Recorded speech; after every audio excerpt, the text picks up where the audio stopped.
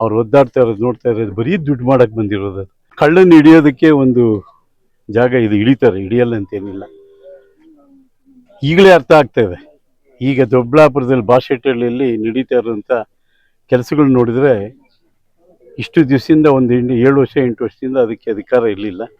ಈ ಅಧಿಕಾರ ಬಂದು ಅದಲ್ಲದೆ ಇವತ್ತು ಪಟ್ಟಣ ಪಂಚಾಯತಿ ಆಗಿರೋ ಹೇರಳವಾಗಿ ದುಡ್ಡು ಬರ್ತದೆ.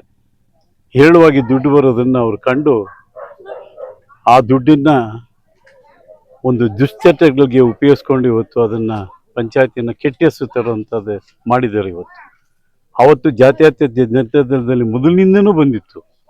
ಒಂದು ಯಾವತ್ತೂ ಅಷ್ಟೇ ಅಲ್ಲಿರುವಂಥ ಏನು ಮೆಂಬರ್ಸ್ ಆಗಿದ್ರು ಅವರೆಲ್ಲ ತುಂಬ ಒಳ್ಳೆಯವರಾಗಿ ಆ ಪಟ್ಟಣ ಪಂಚಾಯತಿನ ಚೆನ್ನಾಗಿ ಡೆವಲಪ್ಮೆಂಟ್ ಮಾಡಬೇಕು ಅಂತ ಹಿಂದೆ ಆಸೆ ಇತ್ತು.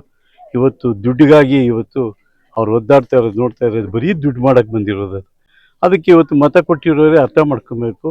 ಯಾವ ಒಂದು ಯೋಚನೆ ಇಲ್ದಿರೇನೆ ಮತ ಕೊಟ್ಟವ್ರೆ ಅದನ್ನೆಲ್ಲ ತಿಳ್ಕೊಂಡು ಏನು ಮಾಡ್ತಾರೆ ಅನ್ನೋದು ಅವರ ಒಂದು ಯೋಗ್ಯತೆಯನ್ನು ನೋಡ್ಕೊಂಡು ಮತ ಕೊಡಬೇಕಾಯ್ತು. ಅವ್ರ ಯೋಗ್ಯತೆನ ನೋಡ್ದಿರೇ ದುಡ್ಡು ಕೊಟ್ಟಿರೋಂಗೆ ಕಾಣ್ತದೆ. ಅದಕ್ಕೆ ಇವತ್ತು ದುಡ್ಡು ಹೊಡೆಯೋದಕ್ಕೆ ಅವರೆಲ್ಲ ಇವತ್ತು ದಾರಿದೀಪರಾಗಿ ಇವತ್ತು ಒಂದು 5 ದಿವಸ 6 ದಿವಸದಿಂದ ಅದನ್ನು ಪರಿಶೀಲನೆ ನಡೀತಾ ಇರೋದ್ರಿಂದ ಇನ್ನೆಷ್ಟು ಹಗರಣ ಅದಾಗಿರ್ಬೋದು ನಾವೆಲ್ಲ ತಿಳ್ಕೊಬೇಕು. ಮುಂದಿನ ದಿವಸದಲ್ಲಿ ಅಷ್ಟೇ ನಾನು ಹೇಳೋದು, ಯಾವತ್ತೂ ಮತ ಕೊಡೋರು ನಿಮ್ಮ ಮತಕ್ಕೆ ಎಷ್ಟು ಬೆಲೆ ಇದೆ ಅಂದರೆ ಆ ಬೆಲೆನ ನಾವು ಅನ್ಯಾಯವಾಗಿ ಹಾಳು ಮಾಡ್ಕೊಂಬಾರ್ದು. ಅದಕ್ಕೆ ಬೆಲೆ ಸಿಗುವಂಥ ಶಕ್ತಿ ದೇವ್ರು ಕೊಡಲಿಯಪ್ಪ ಅಂತೇಳಿ ನಾನು ಅವರಲ್ಲಿ ಬೇಡ್ಕೊತೀನಿ.